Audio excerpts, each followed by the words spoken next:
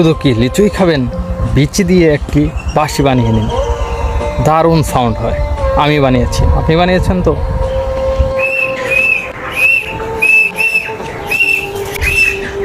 তো বাঁশি বানানোর জন্য সর্বপ্রথম আপনাকে লিচু খেতে হবে।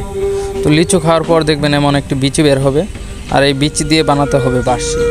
ভিতরে যে সাদা অংশগুলো দেখতে পাচ্ছেন, এগুলো খুব সতর্কতার সহিত কোনো কাঠি বা চাবির সাহায্যে বের করে নিতে হবে।